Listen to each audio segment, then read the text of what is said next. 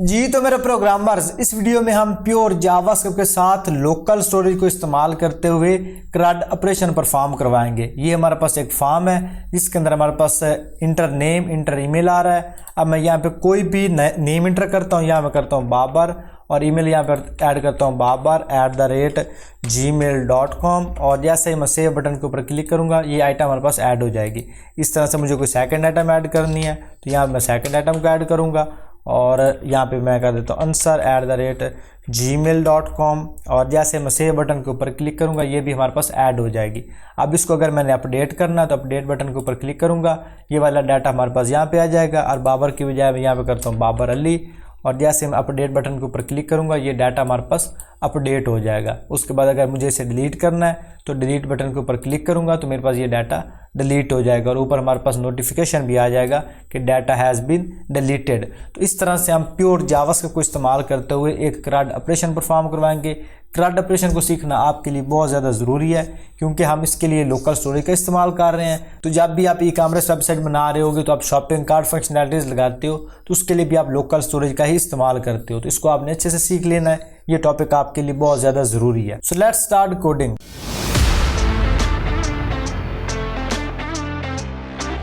जी तो मेरे प्रोग्रामर्स, अब CRUD ऐप को बनाने के लिए आपने 3 फाइल्स लेनी है, index.html, style.css और script.js।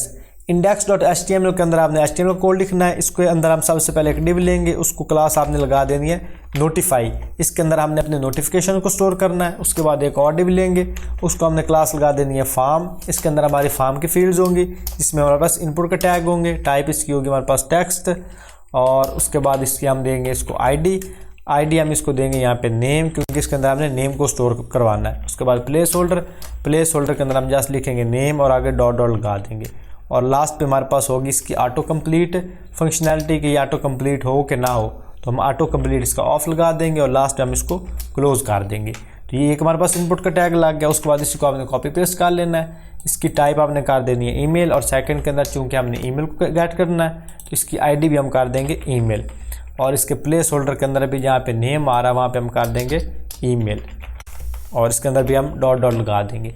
अब इसके नीचे हमने 2 बटन के टैग लेने हैं, एक के अंदर हमने ऐड करना और एक के थ्रू हमने अपडेट करवाना है। तो उसके लिए भी हम यहाँ पे बटन का टैग लेंगे, यहाँ पे बटन का टैग, और इसके अंदर हम वैल्यू लेंगे इसको ऐड, या आप इसको सेव दे सकते हो। इसको हम दे देते हैं सेव, और इसको हम यहाँ पे एक क्लास या आईडी लगाएंगे, क्लास इसको लगा देंगे सेव, और सेम इसको हम आईडी भी लगा देंगे सेव, क्योंकि इसके थ्रू हमने डाटा को सेव करना है। अब इसको कॉपी पेस्ट करते हैं, और नीचे वाले को आपने लगा देनी है क्लास भी अपडेट, और आईडी भी आपने लगा देनी है अपडेट। इसके थ्रू हमने डाटा को अपडेट करना है। इसके अंदर आप टेक्स्ट भी दे दो अपडेट, सेव किया। अब इसको अगर आप वेब पेज के अंदर चेक करो तो ये आपके पास 2 इनपुट के टैग आ गए, और साथ में आपके पास 2 बटन के टैग्स आ गए। इसको मैंने लाइव प्रीव्यू के साथ ओपन किया हुआ है, इसलिए मेरे पास उसी वक्त रिजल्ट आ गया। तो आपने भी VS कोड के अंदर जब फाइल बना लेनी है उसके बाद यहाँ पे राइट क्लिक करना, और आपके पास आ रहा है ओपन विद लाइव सर्वर, तो ओपन विद लाइव सर्वर के साथ आपने इसको ओपन कर लेना। उसके बाद आपने आ जाना है स्टाइल और CSS के अंदर। स्टाइल और CSS के अंदर आप इसका CSS को कोड लिखोगे, तो इसमें आप सबसे पहले स्टार मार्क लगा के मार्जिन पैडिंग 0, ये हर CSS फाइल की रिक्वायरमेंट होती है, मार्जिन 0, और यहाँ पे padding 0, box sizing border box, और टेक्स्ट डेकोरेशन नन। ये आपके ना बाय डिफ़ॉल्ट आपने ऑलमोस्ट हर एलिमेंट के ऊपर लगाने होते हैं, तो इसलिए इसको आप स्टार मार्क लगा के पहले ही सेट कर देना है। जिस स्टाइल नन, और इसके नीचे आपने लेना है बॉडी का टैग, और बॉडी के ऊपर आपने कोई भी फॉन्ट फैमिली अप्लाई कर देनी है। यहाँ पे हम कोई भी सिलेक्ट कर लेते हैं। यहाँ से आपने जो लगानी है वो आपने गूगल फॉन्ट्स के थ्रू गेट करनी है। गेट करने के बाद आपने इसको यहाँ पे सेट करना है। तो इस तरह से आपने इसको लगा दिया। उसके बाद आपने जो हमारे पास फॉर्म की डिव है, ये वाली फॉर्म वाली डिव, इसको आपने स्टाइल करना है। स्टाइल और CSS के अंदर आए, और इसको यहाँ पे हम लगाएंगे डॉट फॉर्म के अंदर इसको हम विड्थ लगाएंगे 100%, और इसको हम लगाएंगे यहाँ पे मार्जिन इसको हम लगाएंगे 10 पिक्सल और ऑटो। इससे क्या होगा कि टॉप और बॉटम से तो 10 पिक्सल ये हो जाएगा, अलाइन हो जाएगा, लेकिन ऑटो की मदद से होगा लेफ़्ट और राइट से ये सेंटर में आ जाएगा। और टेक्स्ट लाइन इसका हम कर देंगे यहाँ पे सेंटर, कि ये भी सेंटर में आ जाए और इसका जो टेक्स्ट है वो भी सेंटर में आ जाए। अब डॉट फॉर्म जो हमारे पास है इसके अंदर जितने भी इनपुट के टैग लगे हुए हैं इनको हमने यहाँ पे पैडिंग लगा देनी है। पैडिंग इसको हम लगाएंगे यहाँ पे 5 पिक्सल, बल्कि इसको हम 8 पिक्सल लगाएंगे टॉप और बॉटम से, और लेफ़्ट राइट से 5 पिक्सल। अब इसको यहाँ पे और थोड़ा सा स्टाइल कर लेते हैं, इसमें हम इसकी आउटलाइन ऑन कर देते हैं, आउटलाइन नन, और उसके बाद इसको हम देंगे टेक्स्ट, बल्कि टेक्स्ट भी इसको हो गया, इसको हम देंगे विड्थ इसको हम स्पेसिफिक दे देंगे 300 पिक्सल। आप इसको अपनी रिक्वायरमेंट के मुताबिक से भी सेट कर सकते हो। अब इसको चेक करेंगे तो ये हमारे इनपुट जो है वो स्टाइल होगी। अब इसके बाद हमारे पास बटन के टैग्स हैं, तो बटन के टैग को हम स्टाइल करेंगे, तो उसके लिए भी हम डॉट फॉर्म का टैग, फॉर्म के अंदर जितने भी बटन के टैग्स हैं, और इसको हम यहाँ पे लगाएंगे पैडिंग के अंदर हम लगाएंगे 10 पिक्सल और 15 पिक्सल। उसके बाद बॉर्डर इसको हम कर देंगे यहाँ पे नन, कि इसका जो बॉर्डर है वो कोई भी ना हो। और उसके बाद बॉर्डर रेडियस उसको हम लगाएंगे 5 पिक्सल। और फिर हम लगाएंगे कर्सर इसको हम लगा देंगे यहाँ पे पॉइंटर, और फिर हमने इसको लगा देनी प्रॉपर्टी बैकग्राउंड कलर। तो बैकग्राउंड कलर इसको आप लगा दो ब्लैक वाला, या आप कोई भी सेट करना चाहो तो आप कर सकते हो। और उसके बाद कलर फाउंड कलर इसको हम कर देंगे यहाँ पे वाइट। सेव किया। अब इसको चेक करते हैं तो ये बटन हमारे पास स्टाइल हो गए। और ये पैडिंग इसके हम करेंगे यहाँ पे 10 पिक्सल, ये हमारी होगी 1 पिक्सल, इस वजह से ये अच्छे से स्टाइल नहीं हो रहे थे। तो ये बटन हमारे पास हो गए स्टाइल। उसके बाद जो सेकंड बटन है हमारे पास अपडेट वाला, इसके ऊपर आपने कलर जो है वो और लगा देना, और जो फर्स्ट वाला है इसके ऊपर आपने कलर जो है और लगा देना है, क्योंकि हमने इसको डिफरेंशिएट भी करना है कि सेव के लिए अलग है और जो हमारे पास अपडेट है उसके लिए अलग है। तो यहाँ पे हम करेंगे सिलेक्ट डॉट फॉर्म को, फॉर्म के अंदर हम सिलेक्ट करेंगे बटन के टैग को, और बटन के टैग कौन सा जिसके अंदर हमने क्लास लगाई हुई अपडेट, और उसको हम बैकग्राउंड लगा देंगे। बैकग्राउंड इसको आप कोई भी चेंज करके लगा सकते हो। मैं इसको लगाऊंगा 036, हमारे पास इसका कोड है C59। सेव किया और इसको चेक करेंगे तो ये बटन हमारे पास स्टाइल हो गया। इसके ऊपर थोड़ा सा कलर और लग गया और बाकी के ऊपर कलर थोड़ा सा और है, ठीक हो गया। उसके बाद आपने क्या करना है कि आपने इसके नीचे एक लेना है टेबल का टैग, इसके अंदर या इसके बिल के नीचे यहाँ पे आपने लेना टेबल, इसको कमेंट कर दो टेबल, और यहाँ पे आप जस्ट एक टेबल का टैग लगा दो। अब जो इसके अंदर डाटा है, डाटा हमारे पास आएगा जावास्क्रिप्ट फाइल के थ्रू, क्योंकि हमने यहाँ से डाटा लेना है, मतलब जो हम डाटा स्टोर करवाएंगे लोकल स्टोरेज के अंदर, उसको हम गेट करेंगे। गेट करने के बाद इस टेबल वाले पेज के अंदर शो करवा देंगे, टेबल वाले सेक्शन के अंदर। तो इसलिए इसको आपने अभी इग्नोर कर दो, इसको हम बाद में थोड़ा सा स्टाइल कर देंगे। उसके बाद हमारे पास है नोटिफाई, ये हमारे पास आ रही है नेटिव नोटिफाई, इसको स्टाइल कर लेते हैं, क्योंकि हमने मेन टेक्स्ट उसके अंदर लिखना है कि डाटा ऐड हो गया, अपडेट हो गया या डिलीट हो गया। तो यहाँ पे नोटिफाई, और इसको हम क्लास लगाएंगे नोटिफाई को हम टेक्स्ट लाइन सेंटर, और फिर इसको हम लगाएंगे विड्थ इसके हम कर देंगे 100%, और कलर इसका हम कर देंगे यहाँ पे इसको वाइट, और फिर मार्जिन इसको हम करेंगे 0 और ऑटो। उसके बाद हम करेंगे यहाँ पे इसको पैडिंग इसको हम थोड़ी सी सेट कर देंगे 40 पिक्सल, ताकि थोड़े से हमारे पास अच्छे से ये इसकी विड्थ हमारे पास एक्सपैंड हो। फॉन्ट साइज इसको हम करेंगे 28 पिक्सल, और बैकग्राउंड कलर के अंदर हम ये इसको ग्रीन वाला लगा देंगे जो हमने ऊपर इसको सेट किया। सेव किया। अब इसको चेक करते हैं तो ये हमारे पास इसका हेडर सेट हो गया, जिसके अंदर हमारे नोटिफिकेशन आएंगे, और ये हमारे पास 2 इनपुट के टैग्स हो गए, और साथ में सेव और अपडेट। तो यहाँ तक तो आपका HTML और CSS का ऑलमोस्ट कोड कंप्लीट हो गया। बाकी जब हम टेबल लगाएंगे तो उसको हम बाद में स्टाइल कर लेंगे। अब आपने जाना script.js के अंदर जितनी भी आपके स्क्रिप्ट का कोड है वो आपने लिखना है, जिसमें आपके पास जितने भी बटन्स हैं, सेव BTN वाला आपके पास है, नेम इनपुट, उन सब को आपने वेरिएबल के अंदर स्टोर करवा लेना है। तो सबसे पहले हम करेंगे constant save BTN is equal to document dot, चाहे आप क्वेरी सिलेक्टर इस्तेमाल कर लो या आप इसके अंदर document dot get element by ID कर लो। तो सेव BTN जो हमने क्लास लगाई हुई इसको हमने क्लास लगाई हुई या ID इसको हमने लगाई हुई या सेव, तो हम इस सेव को कॉपी करेंगे और यहाँ पे हम सेट करेंगे सेव। अब जब भी आपने क्वेरी सिलेक्टर का इस्तेमाल करना होता है तो जिस तरह से आप CSS सिलेक्टर लगाते हो, CSS सिलेक्टर के थ्रू आप अगर आपने ID को गेट करना तो आप हैश इस्तेमाल करते हो, अगर आपने क्लास को स्टाइल करना तो आप डॉट का इस्तेमाल करते हो। अब हमारे पास चूँकि ID है तो हमने यहाँ पे हैश का इस्तेमाल इसलिए किया है। उसके बाद आपने क्या करना है कि जितनी भी इनपुट्स हैं कांस्टेंट हमारे पास आ रही है नेम इनपुट, इसको हम वेरिएबल के अंदर ले लो। अब ये आपने चीज़ देखी होगी, मेरे पास ना ये ऑटो कंप्लीट लाइन आ रही है, ये एक टैब 9 प्लगइन है, AI फंक्शन है उसके अंदर। ये आपको कोड को ऑटो कंप्लीट कर देता है। क्योंकि मैं इसमें ऑटो कंप्लीट कोड करूँगा नहीं, क्योंकि मैंने आपको 1 बाय 1 और लाइन बाय लाइन चीज़ें समझानी है, और ये हमेशा करेक्ट भी नहीं होता। ये आप तभी इस्तेमाल करना जब आपके पास कोडिंग एक्सपीरियंस हो। अदरवाइज़ अगर आप स्टार्ट में हो तो आप इसको इस्तेमाल करोगे तो आप इसमें स्टक हो जाओगे। और ये जितने भी आपके कोडिंग के वाले से प्लगइन्स हैं ना, AI वगैरह जितने भी हैं, वो आपके तभी काम आते हैं जब आपको ऑलरेडी कोडिंग आती है। अदरवाइज़ आप कोडिंग जो है वो डायरेक्ट AI से नहीं सीख सकते। इस चीज़ का आपने लाजमी ख्याल रखना है। उसके बाद डॉक्यूमेंट डॉट क्वेरी सिलेक्टर, इसके अंदर हम जो नेम है उसको सिलेक्ट करवा लेंगे। तो यहाँ पे हम इसको देंगे ID नेम, और सेम इस तरह से ईमेल। तो यहाँ पे हमारे पास आ गई ईमेल इनपुट, तो यहाँ पे हम करेंगे ईमेल इनपुट, और यहाँ पे हमने ईमेल वाली जो इनपुट है उसको ID लगाई हुई ईमेल, तो हम यहाँ पे इसको पास कर देंगे। तो अब ईमेल भी हमारे पास वेरिएबल के अंदर स्टोर होगी, नेम भी हो गया और सेव BTN भी हो गया। उसके बाद हमारे पास टेबल है, तो हम यहाँ पे कॉन्स्टेंट टेबल लगा के टेबल को भी इसके अंदर सेलेक्ट कर सकते हैं। डॉक्यूमेंट डॉट क्वेरी सिलेक्टर, और क्वेरी सिलेक्टर के अंदर हम सेलेक्ट कर लेंगे टेबल को। ठीक हो गया। अब टेबल के बाद हम सेलेक्ट कर लेंगे नोटिफिकेशन के लिए नोटिफाई को, तो कॉन्स्टेंट नोटिफिकेशन। तो नोटिफिकेशन के अंदर हम सेलेक्ट कर लेंगे document dot query selector notification. हमारे पास क्लास है नोटिफिकेशन नहीं, हमारे पास क्लास है नोटिफाई। तो मैं यहाँ से नोटिफाई वाली क्लास को कॉपी करूँगा और इसके अंदर इसको पास कर दूँगा। ठीक हो गया। उसके बाद एक और आपने कांस्टेंट लेना है, इसको आपने नाम देना स्टूडेंट्स, या इसके अंदर आप कोई भी डाटा देना चाहो, जिस भी एरे के अंदर इसको आप स्टोर करवाना चाहो वो आपने देना है। तो मैंने चूँकि इसको स्टूडेंट नाम के साथ सेव करवाना है, तो इसलिए मैं इसको एक खाली एरे दूंगा। उसके बाद एक आपने लेट लेना है, और उसको आप यहाँ पे वैल्यू दे दो करंट इंडेक्स। इसके अंदर आपने इंडेक्स गेट करना है, और इसका आप वैल्यू कर दो नल, कि अभी हमारे पास बाय डिफ़ॉल्ट नल हो। जब इसके अंदर डाटा आएगा तब हम इसे शो करवा लेंगे। तो ये आपकी कुछ बेसिक्स रिक्वायरमेंट्स थी, वो आपने कंप्लीट कर लेनी है, जिसके अंदर आपके पास जितने भी वो बटन्स हैं, वो इनपुट्स हैं, जिनके ऊपर आपने कोई भी एक्शन परफॉर्म करवाना है, उनको आपने अलग से वेरिएबल के अंदर स्टोर करवा लेना। ठीक हो गया।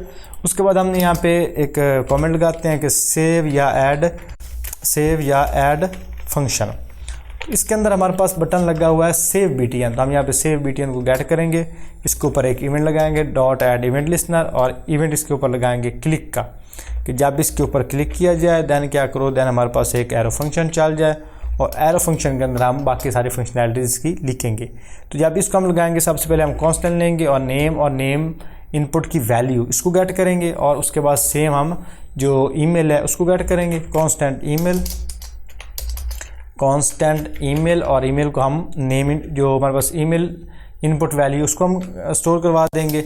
अब हम क्या करेंगे, इसको पहले चेक कर लेते हैं कंसोल के अंदर कि ये वर्क कर रहा है कि नहीं कर रहा। अब नेम को यहाँ पे लगाते हैं, और यहाँ पे कोई भी हम इसके अंदर वैल्यू देंगे नेम वाली फील्ड के अंदर, और कंसोल में आते हैं और सेव के ऊपर क्लिक किया, तो ये हमारे पास वैल्यू आ रही है। इसका मतलब है फंक्शन हमारे पास परफेक्टली वर्क कर रहा है। ठीक हो गया। और इसको यहाँ से भी डिलीट कर दो, क्योंकि हमने इसको स्टोर करवाना है। उसके बाद आपने क्या करना है कि जो ऊपर आपने एरे लिया था स्टूडेंट्स वाला, आपने यहाँ पे इसको लगाना है, और इसको आप यहाँ पे लगाओगे स्टूडेंट्स डॉट पुश। इस डाटा को आप पुश कर दो, और पुश आप इसको करो ऑब्जेक्ट के अंदर।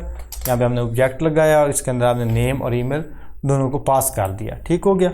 और उसके बाद इसको हमने स्टोर करवाना है लोकल स्टोरेज के अंदर, तो मैं यहाँ पे करूँगा local storage dot set item. इसके अंदर आइटम्स को सेट कर दो, किस नेम के साथ, स्टूडेंट के साथ, और जेसन डॉट स्ट्रिंगिफाई का मतलब होता है कि जब आपके पास मल्टीपल डाटा हो। अगर आपके पास सिंगल एलिमेंट होगा देन आप जस्ट इसको लगाओगे सेट आइटम, लेकिन जब आपके पास ज़्यादा डाटा है और जेसन फॉर्मेट के अंदर है तब आप इसको लगाओगे जेसन डॉट स्ट्रिंगिफाई। जो भी आपका जेसन का डाटा आ रहा है उसको आप स्ट्रिंग में कन्वर्ट करो और इसके अंदर स्टोर करवा दो। अब इसको करेंगे सेव करने के बाद इसकी नीचे हम एक और इसको फंक्शनैलिटी लगाएंगे कि नेम इनपुट की वैल्यू भी इम्प्टी हो जाए, और ईमेल इनपुट की वैल्यू जो है वो भी इम्प्टी हो जाए। मतलब जब आपका फॉर्म फिल होगा, फॉर्म फिल होने के बाद इनकी वैल्यूज़ खाली हो जाएंगी, हमारे पास इनपुट जो है वो खाली हो जाएंगी। अब हम क्या करेंगे कि इसके अंदर कोई भी डाटा देंगे।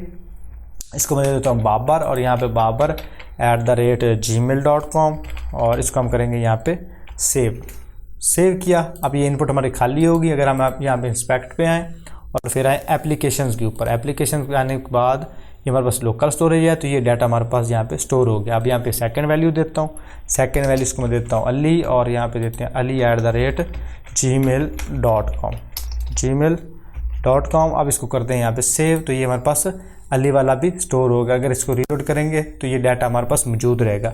अब ये हमने इसके थ्रू डाटा को सेव करवा दिया।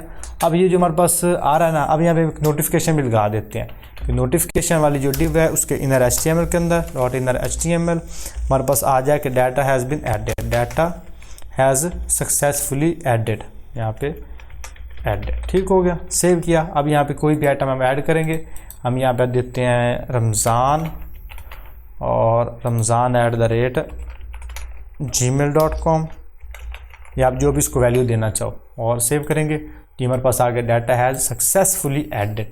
तो ये हमारा ऐड फंक्शनैलिटी काम कर गई। अब उसके बाद हमने क्या करना है कि इस डाटा को गेट करके नीचे हमें शो भी तो करवाना है। अब डाटा को गेट करने के लिए हम यहाँ पे एक फंक्शन लगाएंगे, उसको हम नाम देंगे गेट डाटा और gate data from local host, local storage, जो भी आप लिखना चाहो। आपने कमेंट लाजमी लगा देना ताकि ये आपको याद रहे, लोकल स्टोरेज। और उसके बाद आपने यहाँ पे कांस्टेंट लेना है, इसको हम नाम दो गेट डाटा और गेट डाटा, और यहाँ पे हम लेंगे इसको अगेन छोटे ब्रैकेट्स, फिर हम यहाँ पे इसको कॉल कर लेंगे। अब इसके अंदर आपने क्या करना है कि लगानी है कांस्टेंट, और कांस्टेंट के अंदर आपने लिखना है डाटा। अब ये डाटा चूँकि हमारे पास है जेसन फॉर्मेट के अंदर, तो हम यहाँ पे लिखेंगे जेसन, और फिर हम लिखेंगे यहाँ पे पार्सर। पार्सर के अंदर हम देंगे इसको वैल्यू हमने इसको क्या देनी है कि local storage dot get item, local storage से डाटा गेट करो, कौन सा, जिसके अंदर हमारे पास स्टूडेंट्स लगा हो। हमने यहाँ पे स्टूडेंट्स के नाम से नीचे सेव करवाया डाटा, तो यहाँ पे हमने स्टूडेंट से इसको गेट कर लेना है। उसके बाद हम यहाँ पे इसके ऊपर एक कंडीशन लगाएंगे, इफ़ अगर हमारे पास डाटा मौजूद होता है देन हमारे पास ये फंक्शन चला दो। और इस फंक्शन के अंदर हम क्या लिखेंगे कि ये हमारे पास टेबल टैग है .inner.html, इसके अंदर जितना भी इसका inner.html कोड है वो सारा ख़त्म कर दो। ऑलरेडी भी हमने कुछ नहीं लिखा हुआ, लेकिन फिर भी अगर कोड मौजूद होता है तो आप इसको ख़त्म कर दो। उसके बाद हम यहाँ पे लगाएंगे एक फॉर ईच लूप, तो यहाँ पे हम लिखेंगे डाटा डॉट फॉर ईच, और यहाँ पे फॉर ईच डाटा। आपको मैं एक चीज़ ना लाइन बाय लाइन सिखाना चाहता हूँ। फॉर ईच ऑटो कंप्लीट इसको करने लग जाता है, तो मुझे ऑटो कंप्लीट फिलहाल नहीं चाहिए। फॉर ईच, अच्छा चलो इसको करने दो यार, ये उसी वक्त कर देता क्योंकि एक्सटेंशन लगी हुई है ना। तो यहाँ पे डाटा डॉट फॉर ईच के डाटा जो एरे है इसके अंदर जितना भी डाटा उसके हर एक एलिमेंट के ऊपर ये एलिमेंट आपने दे देना है, और सेकंड इसको आपने वैल्यू दे देनी है इंडेक्स, और यहाँ पे इसको कर देना क्लोज। ठीक हो गया। और यहाँ पे हम डाटा इसको भी यहाँ पे हम दे देंगे एक और बड़ी ब्रैकेट्स, और इसको भी यहाँ पे हम क्लोज कर देंगे ब्रैकेट्स के साथ। ठीक हो गया। अब ये हमारे पास एक ब्रैकेट आ गई फॉर ईच की है, ये दो ब्रैकेट्स हैं ये हमारे पास आ गई एरो फंक्शंस की। अब उसके बाद ये जो एलिमेंट है इसको आप नाम दे दो स्टूडेंट्स के नाम से, ताकि ये हमें गेट करना ये आसान हो। उसके नीचे आप एक और कांस्टेंट लो, कांस्टेंट को आप दो tr का टैग, हम यहाँ पे एक एलिमेंट क्रिएट कराएंगे। यहाँ पे लिखूँगे डॉक्यूमेंट डॉट क्रिएट एलिमेंट, और एलिमेंट के अंदर हम पास कर देंगे tr का टैग कि हमें एक tr को क्रिएट करना है। उसके बाद हम यहाँ पे लेंगे tr के अंदर .inner.html, उसके HTML के अंदर हमने ये कुछ कोड प्रिंट करवाना है, तो यहाँ पे हम लेंगे बैकटिक्स के अंदर हम लगाएंगे tds के टैग, और tds के अंदर हम इनके नेम्स और ईमेल उनको प्रिंट करवा देंगे। तो इसको यहाँ से मैं कट करके यहाँ पे लिख देता हूँ। और उसके बाद ये जो tr का टैग है इसको आपने टेबल टैग के अंदर अपेंड कर देना, तो यहाँ पे लिखेंगे table tag dot append child, उसके अपेंड के अंदर अपेंड चाइल्ड कि जो हमारे पास tr का टैग है इसका अपेंड कर दो। अब ये जो tr का टैग है टेबल टैग के अंदर ऑटोमेटिकली इंसर्ट हो जाएगा। अगर यहाँ पे इसको चेक करें, अच्छा अभी हमारे पास नहीं आएगा क्योंकि अभी हमने इसको कहीं पे गेट लगाया नहीं, फंक्शन को गेट डाटा को हमने कहीं पे लगाया नहीं, तो उसको हम बिल्कुल लास्ट पे जाके लगा देते हैं यहाँ पे। और यहाँ पे इसको हम कर देते हैं इनिशियलाइज गेट डाटा, या आप रेंडर डाटा कर सकते हो। सेव किया तो ये हमारे पास वैल्यूज़ जो हैं वो प्रिंट हो रही हैं, बाबर भी आ गया और साबर भी आ गया। अब यहाँ पे हमें सिर्फ नेम नहीं चाहिए, हमें ईमेल भी चाहिए, तो यहाँ पे हम ईमेल को भी प्रिंट करवा देंगे, तो ये हमारे पास यहाँ पे ईमेल भी प्रिंट हो जाएगी। ठीक हो गया। उसके बाद आपने क्या करना है कि एक और इसके अंदर आप लो एक td का टैग, और यहाँ पे आप लो एक td और इसको कर दो यहाँ पे क्लोज, फिर इसको कॉपी पेस्ट कर दो। अब इस TDs के अंदर एक आपने लेना बटन के टैग डिलीट के लिए और एक आपने लेना है आपने एडिट के लिए। तो यहाँ पे बटन, इसके अंदर हम टेक्स्ट देंगे डिलीट और यहाँ पे हम इसको कर देंगे क्लोज। ठीक हो गया। और इस बटन को आप यहाँ से कॉपी करो और इसके नीचे लगा दो, इसके अंदर लगा दो। अब इसको तो ये हमारे पास 2 बटन के टैग भी आ गए। अब डिलीट वाले के ऊपर आप क्लास लगाओ इसको, और क्लास इसको लगाओ आप यहाँ पे del_btn। ठीक हो गया। और इसके ऊपर एक लगाओ on click function. On click के ऊपर आप इसके ऊपर एक फंक्शन लगा दो। फंक्शन हम इसके ऊपर लगा देंगे यहाँ पे डिलीट बटन के डिलीट। तो यहाँ पे हम लगाएंगे डिलीट अंडरस्कोर फॉर्म या एटम, जो भी आप करना चाहो यहाँ पे। अब डिलीट फॉर्म के अंदर आप क्या करोगे, इसका इंडेक्स दोगे। तो यहाँ पे हम इसका इंडेक्स नंबर पास कर देंगे, ये वाला इंडेक्स। तो जो भी इसका इंडेक्स नंबर होगा वो इसके अंदर पास हो जाएगा। अब सेम ये वाली फंक्शनैलिटी यहाँ से आप कॉपी करो ऑन क्लिक वाली, और ये जो आपके पास सेकंड वाला आ रहा है डिलीट, इसके अंदर आप टेक्स्ट कर दो अपडेट, और यहाँ पे आप लगा दो ऑन क्लिक डिलीट फॉर्म, और डिलीट फॉर्म की जगह आप यहाँ पे कर दो इसको एडिट फॉर्म। और यहाँ पे हमने एडिट लगाना है, क्योंकि अपडेट अभी नहीं कर रहे हैं, हम इसको कर रहे हैं एडिट, और इसका भी ईच कर देते हैं स्मॉल। ठीक हो गया। और यहाँ पे हम लगा देंगे इसके ऊपर एक क्लास भी, यहाँ पे सेम तरह से क्लास इसको हम लगाएंगे जिस तरह से हमने पहले वाले को लगाई है डिलीट BTN। तो इसको हम सेट करेंगे यहाँ पे अपडेट BTN। तो यहाँ पे लिखेंगे यूपी मतलब अपडेट अंडरस्कोर BTN, और यहाँ पे हम कर देंगे इसको क्लोज। तो ये हमारे पास दोनों लग गए। अब ये जो फंक्शन है डिलीट फॉर्म और एडिट फॉर्म, इसको हमने कहीं पे भी सेट नहीं किया, तो हम नीचे डिलीट फॉर्म और एडिट फॉर्म दोनों को लगा लेते हैं। तो इसको हम इसके ऊपर लगाएं या नीचे लगाएं, बल्कि इसको हम यहीं पे लगा लेते हैं, या हम सेव के नीचे लगा देते हैं। यहाँ पे अब इसको लगाना चाहो, लेकिन हम थोड़ा सा इसको ऑर्गेनाइज करके लिखना चाहते हैं। तो हम यहाँ पे लिखेंगे डिलीट फॉर्म के लिए, तो यहाँ पे हम फंक्शन लगाएंगे फंक्शन, और फंक्शन के अंदर हम इंडेक्स वैल्यू पास करेंगे यहाँ पे इंडेक्स। और यहाँ पे अब ये जो फंक्शन फर्स्ट वाला है इसके ऊपर हम लगाएंगे डिलीट वाली फंक्शनैलिटी। तो यहाँ पे मैं डिलीट फॉर्म को कॉपी करूँगा और यहाँ पे हमने लगा दिया डिलीट फॉर्म फंक्शन। अब सेम तरह से मैं फंक्शन चाहिए एडिट फॉर्म के लिए, तो एडिट फॉर्म को भी कॉपी करता हूँ और इसके नीचे कमेंट कर देंगे एडिट फॉर्म, और एडिट फॉर्म के अंदर हम यहाँ पे फंक्शन के अंदर एडिट फॉर्म, और यहाँ पे इंडेक्स, और इंडेक्स के, और उसके बाद इसको हम यहाँ पे कॉल कर लेंगे। ठीक हो गया। अब इसको सेव किया, अब इसको चेक करेंगे तो हमारे पास दोनों फंक्शन भी आ गए। अब हमारे पास कोड परफेक्टली वर्क कर रहा है। अब तब तक हम ये जो बटन्स हैं, जो टेबल टैग है, इसके अंदर जो बटन है उनको स्टाइल कर लेते हैं। तो उसके लिए मेरे पास कोड पहले से आई थिंक मैंने लिखा हुआ है, तो इसको मैं यहाँ पे कॉपी पेस्ट कर लेता हूँ। आपके पास सोर्स फाइल के अंदर कोड अवेलेबल होगा, तो यहाँ पे table.css कर देता हूँ। तो ये मैंने सारा यहाँ पे कोड पेस्ट कर दिया। अब इसके अंदर ये अपडेट BTN और डिलीट BTN क्लासेस का फ़र्क हो सकता है, क्योंकि क्लासेस मैं यहाँ पे रिप्लेस कर देता हूँ। इसकी क्लास मैंने यहाँ पे लगाई हुई है ये अपडेट BTN, इसको यहाँ पे रिप्लेस कर देता हूँ। और फिर हमारे पास है डिलीट BTN, तो ये हमारे पास है, इसके अंदर मैंने क्लास लगाई हुई डिलीट BTN, ये वाली, इसको कॉपी किया और यहाँ पे इसके अंदर भी ये वाली क्लास लगा देंगे डिलीट BTN। सेव किया। अब इसको चेक करते हैं, तो ये बटन हमारे पास स्टाइल हो गया। अब थोड़ा सा इनको सेंटर के अंदर कर लेते हैं। तो यहाँ पे हम आएंगे style.css के अंदर डिलीट BTN और टेबल के अंदर ये हमारे पास, और अच्छा ये हमारे पास डिव लगी हुई है टेबल, तो इसको हम यहाँ पे ये जो टेबल वाला डिव है ना, इसको हम यहाँ पे एक टेबल वाला टैग है, इसको एक हम यहाँ पे टेबल वाले डिव लगा के इसके अंदर लिख लेते हैं। सेव किया और अब इसको चेक करते हैं, तो ये डाटा हमारे पास बिल्कुल सेंटर में आ गया, क्योंकि जो कोड था उसके अंदर मैंने एक डिव लगाई हुई है टेबल वाली, टेबल के अंदर हमने टेबल का टैग लिखा हुआ है टेबल डिव के अंदर। तो ये हमारे पास अच्छे से स्टाइल हो गया। अब ये एडिट और डिलीट, इनको ऊपर हमने फंक्शनैलिटीज़ लगानी है कि जब भी हम डाटा को डिलीट करें तो हमारे पास डाटा डिलीट हो जाए, जब भी हम यहाँ पे एडिट करेंगे तो हमारे पास डाटा फॉर्म के अंदर चला जाए, फिर उसके बाद इसको हम अपडेट कर सकते हैं। अब उसके लिए हम सबसे पहले ये आते हैं एडिट के ऊपर, या पहले हम डिलीट को देख लेते हैं, क्योंकि डिलीट आसान है। एडिट जो फंक्शनैलिटी है ना, ये जो भी आप प्रोग्रामिंग लैंग्वेज में काम कर रहे हो, PHP में काम कर रहे हो या आप कर रहे हो किसी भी प्रोग्रामिंग लैंग्वेज में, अपडेट वाली फंक्शनैलिटी थोड़ी सी मुश्किल होती है। मुश्किल इसलिए होती है क्योंकि इसमें हमने पहले डाटा को गेट करना है, गेट करने के बाद फिर हमने इसको फॉर्म के अंदर शो करवा के फिर डिलीट करवाना होता है। लेकिन डिलीट वाली आसान होती है, जस्ट डायरेक्टली हमने इसको डिलीट करवा देना होता है।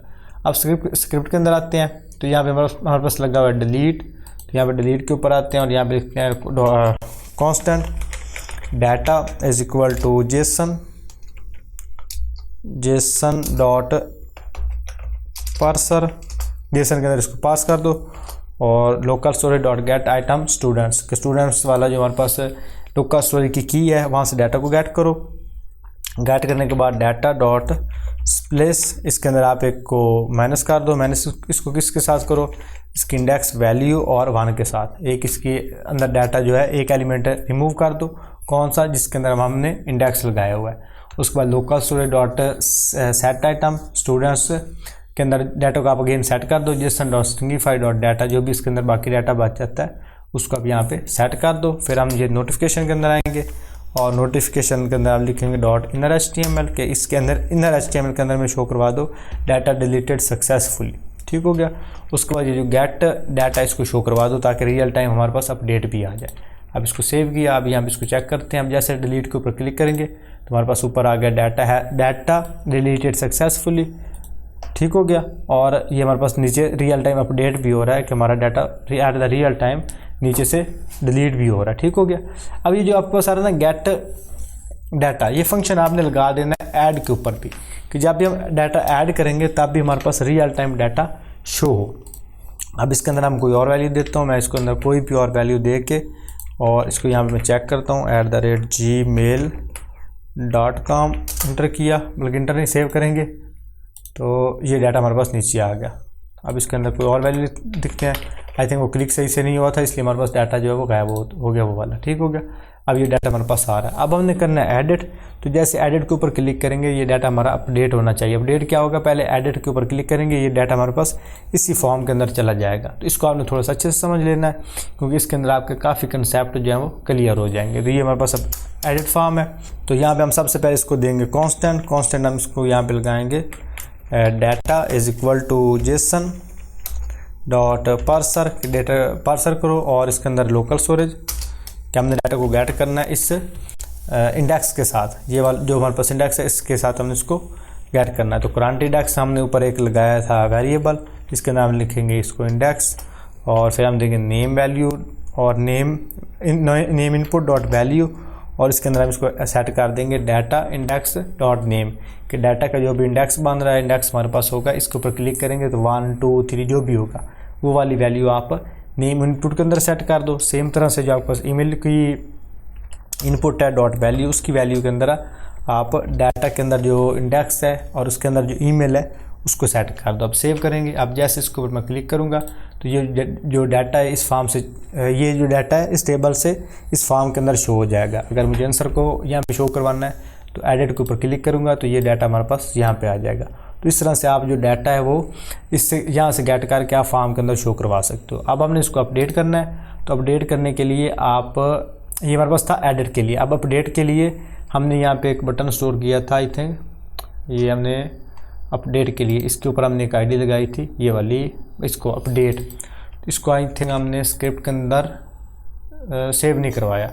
तो हम यहाँ पे इसको कांस्टेंट के अंदर लेते हैं, constant is equal to update is equal to document dot query selector, या आप इसको कर दो document dot get element by ID, और इसके अंदर आप इसकी आईडी पास कर दो अपडेट वाली। अभी जो अपडेट है इसके ऊपर आप फंक्शन लगाओगे कि अभी अपडेट के ऊपर हम क्लिक करें तो इसका नाम भी चेंज कर देते हैं यहाँ पे अपडेट BTN, और यहाँ पे नीचे आते हैं, ये हमने डाटा को एडिट किया तो यहाँ पे हम लगाएंगे update BTN dot add event listener, किसके ऊपर इवेंट लगा दो कौन सा कि जब इसके ऊपर क्लिक किया जाए देन हमारे पास एक फंक्शन काम कर जाए यहाँ पे, और फंक्शन हमारे पास कौन सा हो कि इसके अंदर हमने डाटा को चूँकि अपडेट करवाना है तो यहाँ पे हम कांस्टेंट सेट करेंगे, constant name is equal to name input dot value, यहाँ पे नेम इनपुट डॉट वैल्यू की जो भी उसकी वैल्यू आ रही है, फिर उसके बाद कांस्टेंट और ईमेल जो भी आपके पास ईमेल की वैल्यू आ रही है यहाँ पे ईमेल और डॉट वैल्यू। ठीक हो गया। उसके बाद हम लेंगे constant data Jason dot parser local storage dot get item कि आप लोकल स्टोरेज से डाटा को गेट करो, और फिर हम यहाँ पे एक कंडीशन लगाएंगे कि इफ़ अगर आपका जो करंट इंडेक्स है, करंट इंडेक्स वो आपका होता है नॉट इक्वल टू नल, अगर वो आपके पास नल नहीं होता मतलब उसके अंदर कोई वैल्यू होती है तो वह नल नहीं होगा, अगर उसके अंदर कोई वैल्यू बिल्कुल खाली है तो वो नल होगा, अगर उसके अंदर कोई वैल्यू मौजूद है तो वो नल नहीं होगा। फिर हम इसको देंगे अगर ये हमारे पास नल नहीं होता देन क्या करो देन हमारे पास एक और फंक्शनैलिटी चला दो कि करंट जो आपके पास इंडेक्स है, करंट इंडेक्स, उसको आप क्या करो, अगर आपका ग्रेटर देन या इक्वल टू होता है देन आप उसकी वैल्यू कर दो 0 एंड क्या करो, current index is less than, अगर आपके पास लेस देन होता है डाटा डॉट लेंथ की, देन क्या करो, देन आप इसके अंदर ये फंक्शनैलिटी जो है वो चला दो यहाँ पे, और इसको भी यहाँ पे करते हैं क्लोज। ठीक हो गया। अब इस कंडीशन के अंदर आप क्या करो कि जो डाटा है आपका, डाटा और उसका जो हमारे पास बन रहा है करंट इंडेक्स और डॉट नेम डॉट वैल्यू, उसकी वैल्यू यहाँ पे सेट कर दो। और हमारे पास जो ईमेल है सेम तरह से ईमेल, उसकी भी वैल्यू इस तरह से सेट कर दो कि जो भी उसका करंट इंडेक्स बन रहा है डॉट नेम, जो उसकी नेम वाली फील्ड है उसके अंदर ये ईमेल डाटा जो हमारा आ रहा है इनपुट के अंदर वो वाला स्टोर करवा दो। ठीक हो गया। उसके बाद local storage dot set item, अब अगेन लोकल स्टोरेज के अंदर डाटा को सेट करो, तो इसके अंदर हम सेट डाटा करेंगे, इसके अंदर स्टूडेंट को पास करेंगे, जो हमारे पास स्टूडेंट्स वाला हमने लगाया हुआ है डाटा को स्टोर करवाने के लिए लोकल स्टोरेज का नाम स्टूडेंट्स डॉट और उसको कॉमा जेसन डॉट स्ट्रिंगिफाइड डाटा, इसके अंदर एक दफ़ा अगेन डाटा को इंटर कर दो। फिर हम नोटिफिकेशन के अंदर लगाएंगे डाटा हैज़ अपडेटेड सक्सेसफुली, और लास्ट में हम जो गेट डाटा है उस फंक्शन को कॉल कर लेंगे। अब सेव करेंगे। अब इसके अंदर कोई भी हमने डाटा लिखा हुआ है, ये डाटा आ गया, अपडेट के ऊपर क्लिक करेंगे तो ये डाटा हमारे पास अपडेट हो गया। अब इसके अंदर आंसर के बजाय मैं यहाँ पे करता हूँ आंसरली और यहाँ पे अपडेट किया तो सेम हमारे पास डाटा यहाँ पे नीचे अपडेट हो गया। सेम अगर इसको मैंने एम्प्टी करना है तो यहाँ पे मैं एक और लगा सकता हूँ कि ये जो इनपुट्स की फील्ड है ये मेरे पास एम्प्टी हो जाए। अब सेव करेंगे। अब इसके अंदर कोई भी एडिट कर दें डाटा। अब यहाँ पे करता हूँ बाबर और अपडेट, तो ये डाटा हमारे पास अपडेट हो गया, अपडेटेड सक्सेसफुली। और उसके बाद इसको हम डिलीट भी कर सकते हैं, और अगर हमने कोई न्यू डाटा ऐड करना है तो यहाँ से मैं न्यू डाटा भी ऐड कर सकता हूँ सेम इस तरह से gmail.com और सेव किया तो ये डाटा हमारे पास नीचे आ गया। अगेन मुझे कोई और वैल्यू को प्रिंट करवाना है तो साबिर, यहाँ पे हम sabir@gmail.com सेव किया तो ये भी हमारे पास नीचे ऐड हो गया। तो इस तरह से आप बड़ी आसानी के साथ एक CRUD ऑपरेशन परफॉर्म करवा सकते हो using pure JavaScript and local storage. I hope आपको वीडियो पसंद आई होगी। अगर आपको वीडियो अच्छी लगी वीडियो को लाइक करें। अगर आप लोग चैनल पहली दफ़ा विजिट कर रहे हैं तो चैनल को सब्सक्राइब करें। इंशाल्लाह मिलते हैं अगली किसी वीडियो में, तब तक के लिए अल्लाह हाफ़िज़।